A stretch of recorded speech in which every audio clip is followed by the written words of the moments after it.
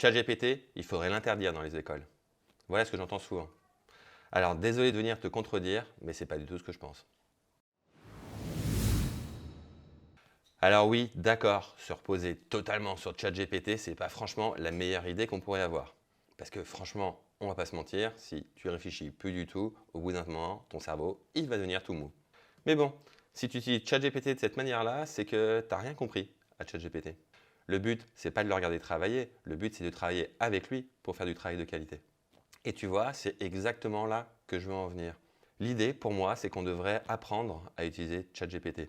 ChatGPT, c'est un outil comme ton stylo, comme ton ordinateur, qu'on devrait t'apprendre à utiliser à l'école. Tu vois, c'est exactement là que je veux en venir.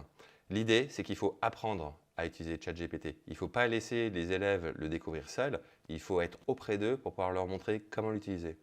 Un peu comme le maître montre comment utiliser un stylo, un peu comme on a introduit l'informatique à l'école, ChatGPT doit faire partie de la trousse des écoliers. Au fond, ce que je pense, le vrai problème avec ChatGPT et avec Internet de manière générale, c'est que maintenant, on a accès à la connaissance et au savoir de manière très différente à avant.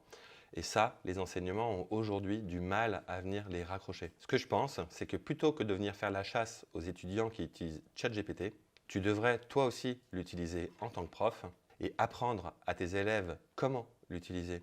Utilise-le, challenge-les, montre-leur que tu n'es pas dupe et montre-leur que tu sais l'utiliser. Prends-les par la main, guide-les. Tu sais quoi? N'oublie jamais, la machine n'est jamais aussi intelligente que la personne qui l'utilise.